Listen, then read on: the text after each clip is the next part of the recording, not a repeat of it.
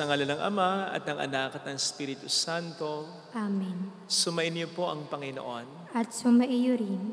Isama natin sa misang ito ang intensyon para sa ating bayan, para sa ating kanya-kanyang pamilya, at para sa ating mga kababayan sa ibang mga lugar na nagtatrabaho para sa kanilang pamilya.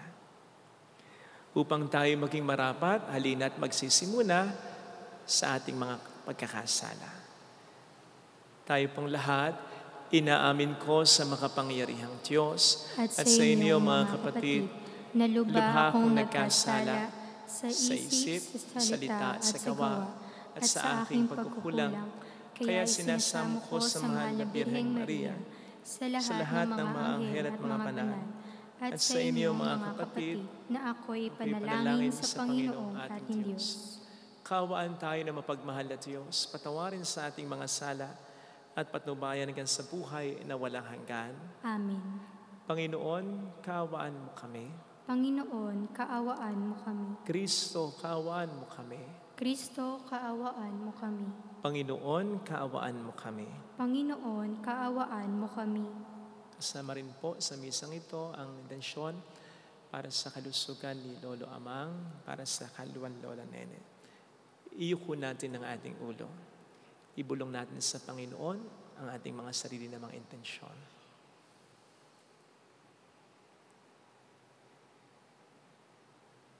Manalangin tayo. Ama naming makapangyarihan, lahat ng pinakamabuti iyong tinataglay. Gawin mo sa aming kaloob ay manuot ang pag-ibig sa iyong ngalang dakila at bantog upang sa pag-unlad ng aming pagsunod sa pananampalatayang iyong ipinagkaloob, mapagyaman mo ang kabutihang iyong inihandog at ang iyong pinagyaman ay mapanatili mong lubos. Sa iyong pagsubaybay sa amin at pagkupko sa pamamagitan ng Jesucristo, kasama ang Espiritu Santo magpasa walang hanggan. Amen. Magsiupo ang lahat. Ang salita ng Diyos mula sa sulat ni Apostol San Pablo sa mga taga-Kolosas. Mga kapatid, mula nang marinig namin itong tungkol sa inyo, patuloy naming idinadalangin sa Diyos na naway puspusin niya kayo ng kaalamang kaloob ng Espiritu upang lubusan ninyong maunawaan ang kanyang kalooban. Sa gayon, makapamumuhay kayo ng karapat-dapat at kalugod-lugod sa Panginoon, sasagana sa mabuting gawa at lalawak ang inyong pagkakilala sa Diyos. Idinadalangin din namin kayo'y patatagin niya sa tulong ng kanyang dakilang kapangyarihan upang masaya ninyong mapagtiisan ang lahat ng bagay. At magpasalamat kayo sa Ama, sapagkat minarapat niyang ibilang kayo sa mga hinirang na magmamana ng kaharian ng kaliwanagan. Iniligtas niya tayo sa kapangyarihan ng kadiliman at inilipat sa kaharian ng kanyang minamahal na anak. Sa pamamagitan ng anak, tayo'y pinalaya at pinatawad sa ating mga kasalanan. Ang salita ng Diyos. Salamat sa Diyos. Ang Diyos na rin ang naghayag ng handog niyang pagliligtas. Ang Diyos na rin ang naghayag ng handog niyang pagliligtas. Ang tagumpay niyang ito'y siya na rin ang naghayag sa harap ng mga bansay na hayag ang pagliligtas. Ang pangako na sa Israel lubos niyang tinutupad. Ang Diyos na rin ang naghayag ng handog niyang pagliligtas. Tapat siya sa kanila at ang pag-ibig ay wagas. Ang tagumpay ng ating Diyos kahit saan ay namalas. Magkaingay na may galak yaong lahat sa daigdig. Ang poon ay buong galak na purihin sa pag-awit. Ang Diyos na rin ang naghayag ng handog niyang pagliligtas. Sa saliw ng mga lira, iparirinig yaong tugtog, at ang poon ay purihin ng tugtuging maalindog. Tugtugin din ang trompeta, nakasaliw ang tambuli. Magkaingay sa harapan ng poon na ating hari. Ang Diyos na rin ang naghayag ng handog niyang pagliligtas. Magsitayo ang lahat.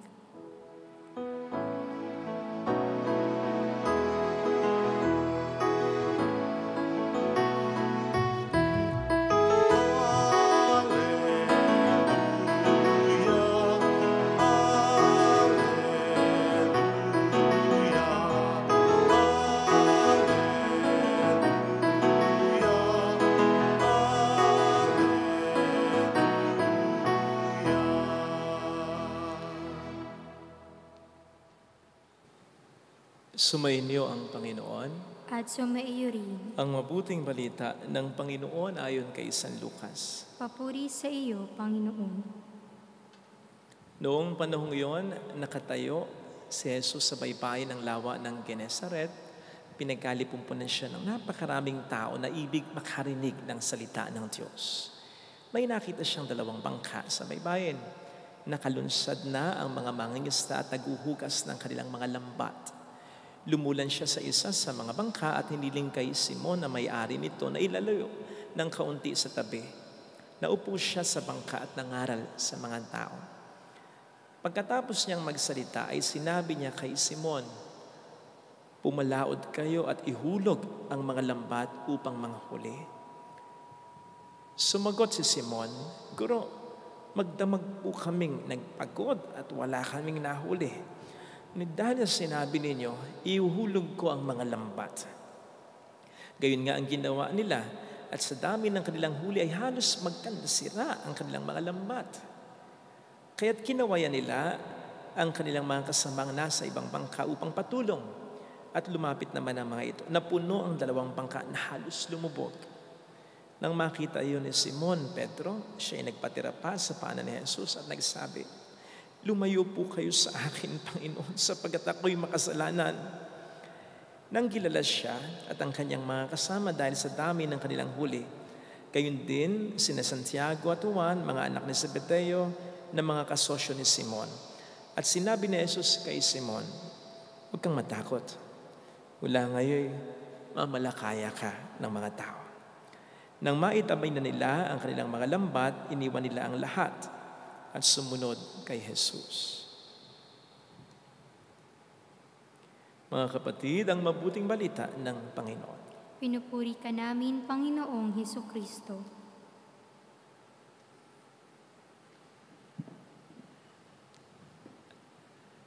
Alam natin kung gaano ka-effective at kung gaano ka-makapangyarihan ang prayer o dasal.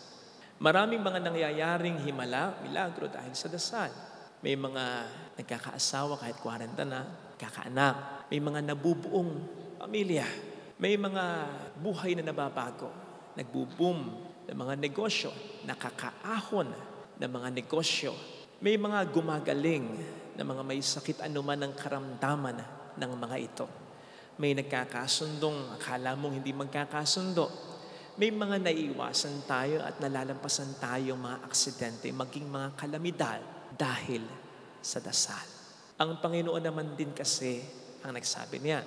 Halimbawa, ang sabi niya sa Mark 11:24, "Whatever you ask in prayer, believe that you have received it, and it will be yours." Dagdag pa niya. Ang sabi niya sa Mateo 18:19, na kung dalawa sa atin ay magkakasundo dito sa lupa, sa panalangin, ito'y ibibigay ng kanyang amang nasa langit. At napatunayan natin iyan. Kaya nga tayo patuloy na nagdarasal at humihingi sa iba ng dasal sapagkat we know based on our experience that we cannot really underestimate the power of prayer. Pero alam po ninyo, parang may kulang kapag tayo ay nagdarasal o humihingi sa iba ng dasal. Parang may kulang. At yun po ang ating pagninilayan sa pamamagitan ng ating unang pagbasang napakinggan. Sapagkat dito, ang sabi ni San Pablo sa mga taga-Kolosas, Pinagdarasal niya sila. And I quote, "Mula nang marinig namin itong tungkol sa inyo, patuloy naming itinadalangin sa Diyos. Naway puspusin niya kayo ng kaalamang kaloob ng Espiritu upang lubusan niyo." Gawin natin simple ha? Paraphrase natin. Nang marinig namin itong tungkol sa inyo, lagi namin kayong ipinagdarasal. Alamin natin, ano yung narinig ni San Pablo sa mga taga-Colosas? Sapagkat yun ang naging dahilan kung bakit niya o nila sila pinagdarasal. And it would mean for us going back sa mga naunang bersikulo. Pero huwag kayong mag-alala, isa-summarize na lang po natin. Sa verse 1 hanggang 8 ay sasabihin doon kung ano yung nalaman ni San Pablo sa mga taga-Colosas. They are doing well. They are good and they are doing good. Matatag ang pananampalataya, tumutulong sa kapwa, nakaka-inspire ng iba, nakapagbibigay ng pag-asa, na ipapadama sa komunidad nila ang pagmamahal ng Diyos sa pamamagitan nila, etc. Ito yung dahilan kung bakit sila patuloy na ipinagdarasal ni San Pablo at ng kanilang mga kasamahan. Ito, again, they are doing well. At ito, mga kapatid, ang sinasabi kong madalas na kulang kapag tayo nagdarasal o humihingi sa iba ng dasal. Kasi madalas, kapag tayo nagdarasal at humihingi sa iba ng dasal, ito yung mga pagkakataon that we are not okay and we are not doing well. Kapag may sakit, may problema sa negosyo, may problema sa ministeryo, may problema sa pamilya, we are in a bad situation. Okay yun. Okay yun. Sabi ko nga kahapon sa aking sermon, kapag may kailangan ng tao, halimbawa may sakit siya, mas lumalapit siya sa Panginoon. Okay yun. Sapagkat sino pa ba ang ating pinakaasahan kundi ang Panginoon? Pero ito yung sinasabi kong kulang. Tama na humingi tayo ng dasal sa iba at magdasal tayo when everything is not so fine. Pero ang sinasabi kong kulang ay magdasal pa rin tayo ng patuloy at humingi pa rin tayo ng dasal sa iba even when everything is very fine. When we are okay and when we are doing well. Ito ang dahilan ko bakit kapag may nagpapabless sa akin ng mga religious articles dito, at kahit na kapag may mga dumadayo, kapag nag-bless ako ng rosaryo, lagi kong sasabihin, pray for me. Pray for me. Sa mga dumadayo, madalas narinig niyo ako sinasabi ito sa inyo. Pray for me. And it's not because may problema ako. Gusto ko lang na ipagdasal ako kahit okay ako at okay ang ginagawa ko. Natatawa nga ako kung minsan sa aking mga kaibigan pag tinatext ko o sinasabihan din ng pray for me. Kasi may iba siyang magsasabi, magtatanong, Father, okay ka lang? Iniisip agad nila, meron akong pinagdaraanan. Hindi ba po pwedeng humihingi lang talaga ng dasal upang kahit okay ako ay mas maging okay pa? At upang kahit okay na yung ginagawa ko ay mas maging okay at better pa? Ito yung tatlong rason kung bakit dapat tayong magdasal at humingi rin ng dasal sa iba kahit na okay tayo at okay na ang ginagawa natin. Unang rason, we will not be forever okay. Darating ang pagkakataon, will not be okay. Darating ang pagkakataon ng problema, ng pagsubok sa buhay na ito, gustuhin man natin o hindi. At maigi, maganda na bago dumating ang mga problemang ito, ay nakapagpondo na tayo na panghahawakan natin so as not to be discouraged. At ito yung lagi na nating pagdarasal at pagdarasal sa atin ng iba. Yun ang magiging pondo natin, ang panghuhugutan natin kapag nagkaroon na tayo ng mga problema. Kaya nga madalas, marinig natin, lalong-lalo na sa mga matatanda, when we are okay and when we are doing well, sa anumang mga karir o trabaho sa buhay, kahit sa pag-aaral, kapag okay ang ating mga ginagawa at pinapakita, ano sinasabi sa atin ng mga matatanda madalas? Huwag kayong makalilimot sa Diyos. Diba? Katulad din ng sinasabi ng aklat ni Sirach, habang tayo raw ay dumadakila, matuto tayong maging mapagkumbak. Kumbaga sa building habang tumataas, mas dapat lumalalim ang ating pundasyon. At yun yung pundasyon ng isang malalim na relasyon sa Panginoon na nagdarasal na at pinagdarasal na ng iba kahit wala pang nagiging problema. Yun ang panghahawakan natin later on sapagkat darating at darating ang panahon that we won't be okay. Pag dumating yun, paghandaan na natin kasi bago pa man dumating, mayroon na tayong malalim na relasyon sa Panginoon natin, dulot ng ating palagiang panalangin, maging ng panalangin ng iba para sa atin. Pangalawang rason, yung kasing mga taong okay at may ginagawang okay, tumutulong sa iba, nakaka-inspire ng buhay ng iba, ito yung mga favorite target ni Taneng na paproblemahin, na sirain, o hindi mga ba't ang sinasabi, ang demonyo ay parang magnanakaw. Nanakawan ka ba niya kung wala siyang mananakaw sa'yo? Nanakawin niya yung magandang disposition mo at yung magandang ginagawa mo.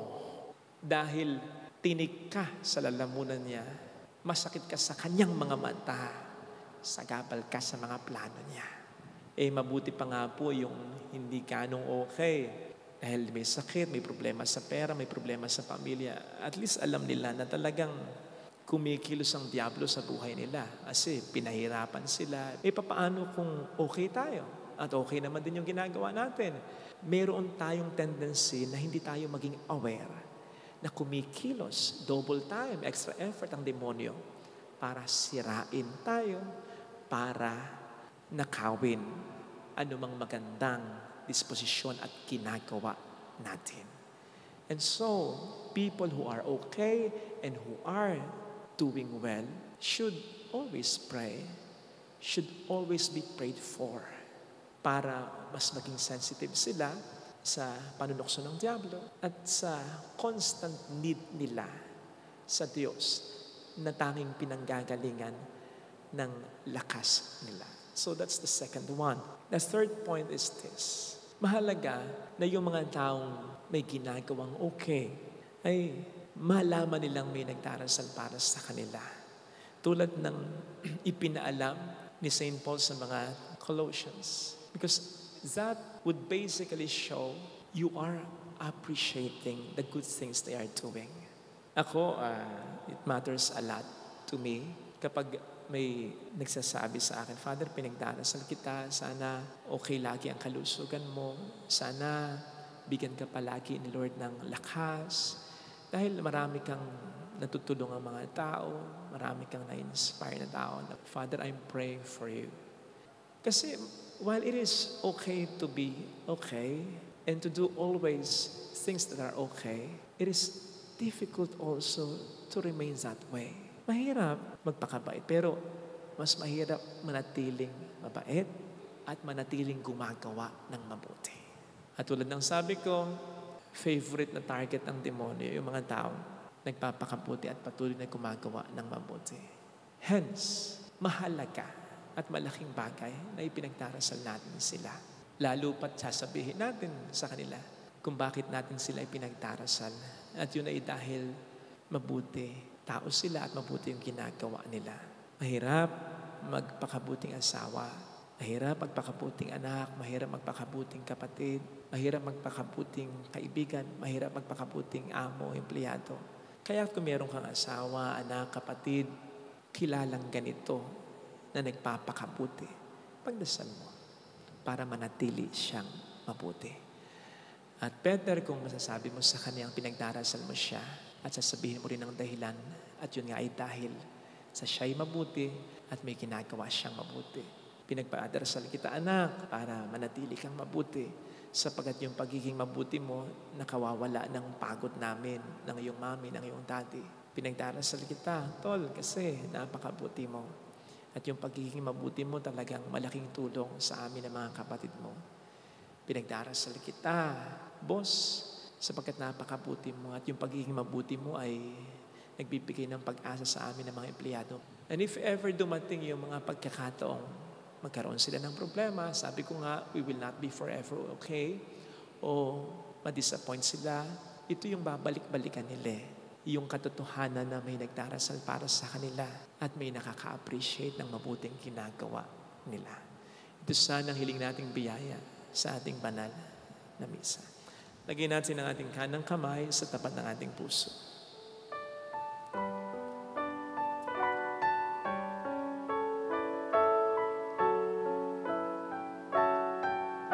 Awitin natin, alam kong may magagawa ang Diyos.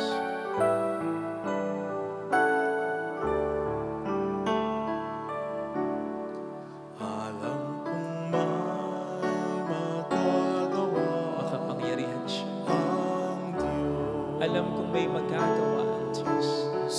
Alam kong Walang imposible sa magagawa ang Diyos. kung ako'y magtatapat. Kung ako'y Sa Kaniya'y maglilingkod. sa Kanya'y maglilingkod, Alam kong may magagawa ang Diyos. may magagawa ang Alam kong di rin kinang Diyos ang sama alam kong di sapagkat anak niya. rin ng Diyos ang sama. Alam kong di rin kinang Diyos ang sama Alam kong di sapagkat mahal niya. ng Diyos ang sama.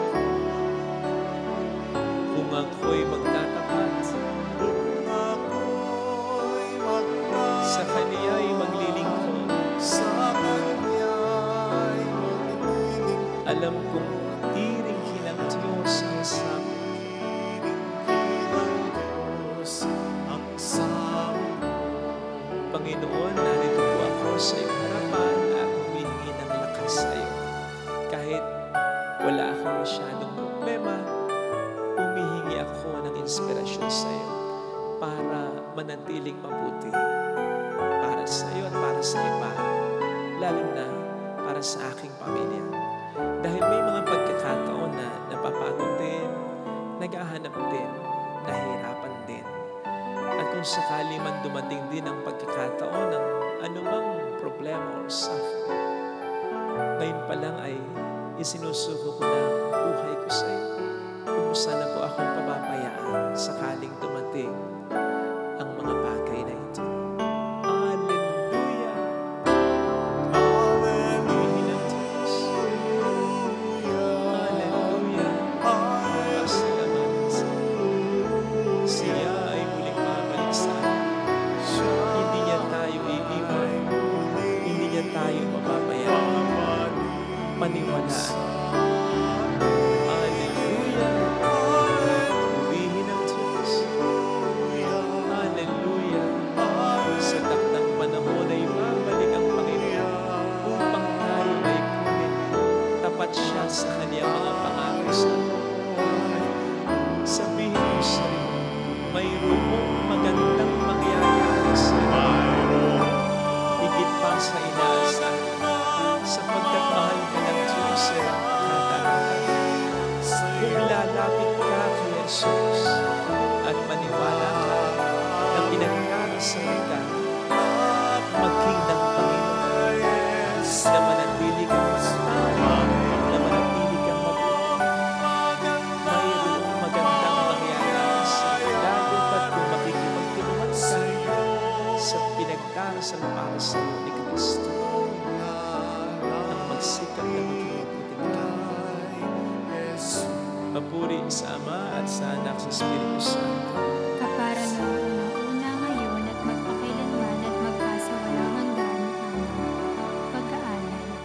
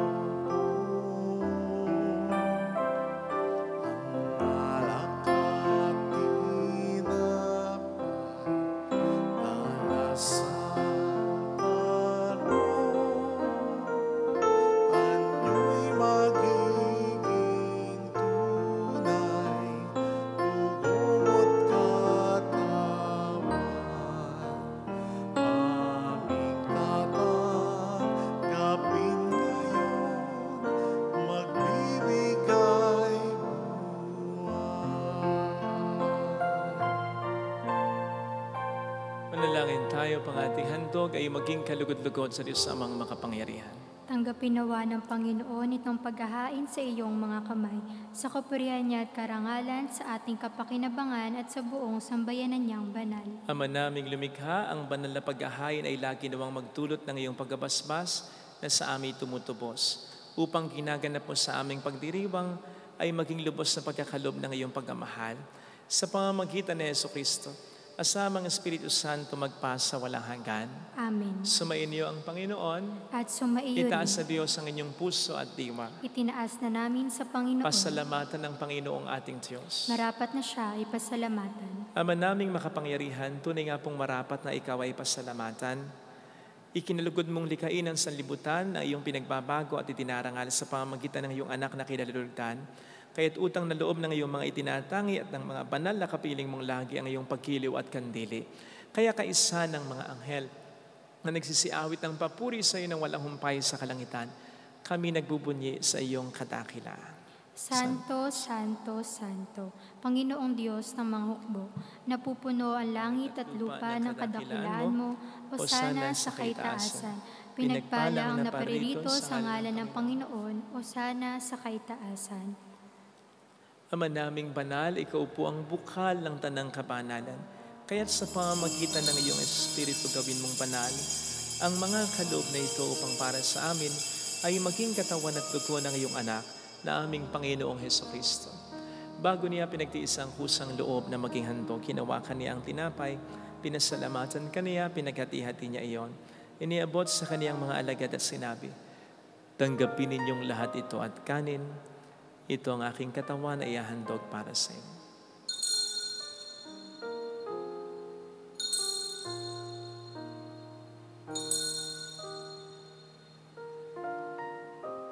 Gayun din naman nang matapos ang hapunan, hinawakan niya ang kalis. Muli kaniyang pinasalamatan. Iniabot niya ang kalis sa kaniyang mga alagad at sinabi, "Tanggapin ninyong lahat ito at inumin. Ito ang kalis ng aking dugo, ng bago at walang hanggang tipan. Ang aking dugo na ibubuhos para sa inyo at para sa lahat, sa ikapagpapatawad ng mga kasalanan. Gawin niyo ito sa pag-alala sa akin."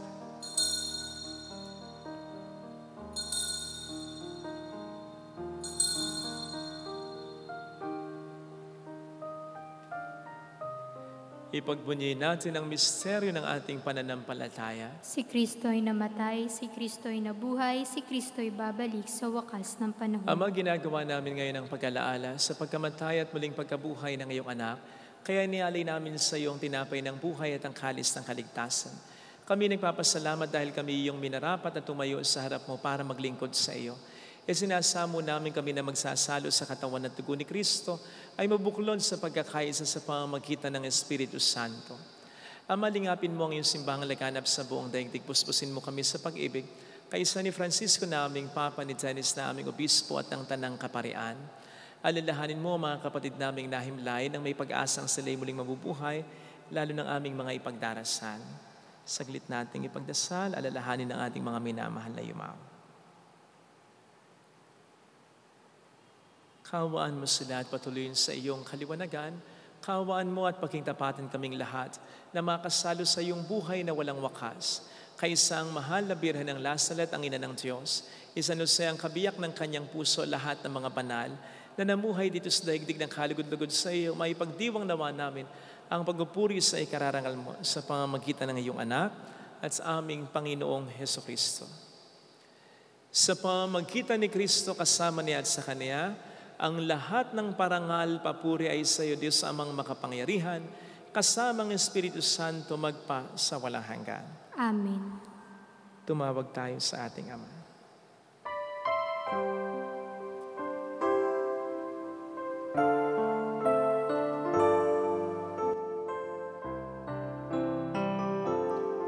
Ama namin, sumasalangit ka. Sambahin ang ngalan mo, mapasa amin ang kaharian.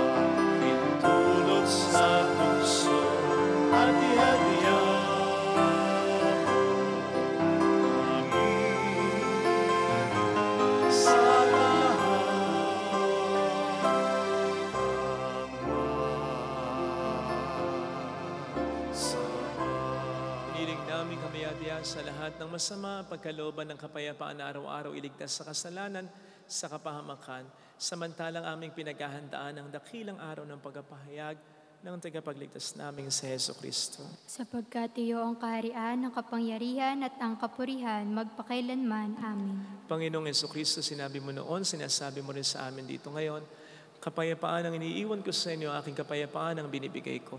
Tungayin mo ang aming pananampalataya, huwag ang aming pagkakasala. Pagkalooban mo kami ng kapayapaan at pagkakaisa ayon sa iyong kalooban. Kasama ang Espiritu Santo magpasa walang hanggan. Amen. Ang kapayapaan ng Panginoon ay sumainyo nawang lahat. At sumaiyo rin. Magbigayan tayo ng kapayapaan sa isa't isa. Kapayapaan po. Kordero ng Diyos Na nag-aalis ng mga kasalanan ng sanlibutan, maawa ka sa amin. Kordero ng Diyos na nag-aalis ng mga kasalanan ng sanlibutan, maawa ka sa amin. Kordero ng Diyos na nag-aalis ng mga kasalanan ng sanlibutan, ipagkaloob mo sa amin ang kapayapaan. Narito sa harap natin ang Panginoon, ang ating buhay at kaligtasan. Mapalad tayong inaanihan. Panginoon, hindi ako karapat-dapat na magpatuloy sa iyo, ngunit sa isang salita mo lamang ay gagaling na ako.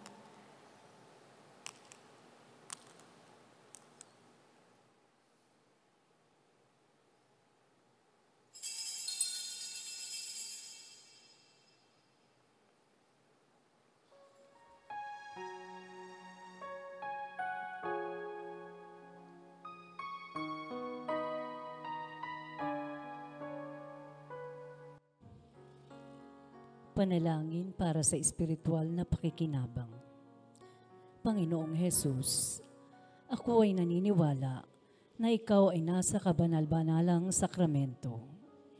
Iniibig kita ng higit sa lahat at ninanasa kong tanggapin ka sa aking kaluluwa. Sapagkat sa mga sandaling ito, hindi kita matatanggap sa sakramento. Tumuloy ka sa espiritu sa aking puso. Niyayakap kita na para bang naririto ka na. Inaalay ko ng buong buo ang aking sarili sa iyo. Huwag mong hayaang mawalay ako sa iyo. Amen.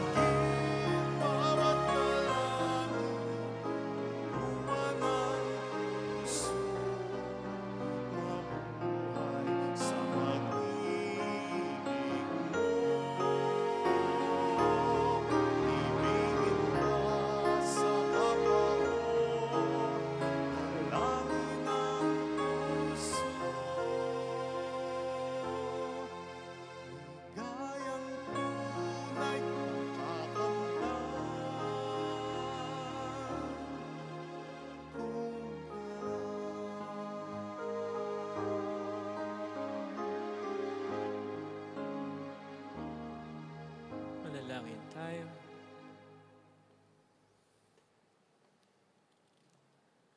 Ama naming mapagmahal, kaming nagsalo-salo sa pagkain mong bigay ay humihiling ng lakas mong inilalaan upang ang kagandahang loob namin madagdagan sa paglilingkod namin sa iyong kadakilaan na nagpapaalab sa pag-ibig namin sa kapwa-tao sa pamamagitan ni Jesucristo, kasamang Espiritu Santo magpasa walang hanggan. Amen. Holy God, Holy Mighty One, Holy Immortal One.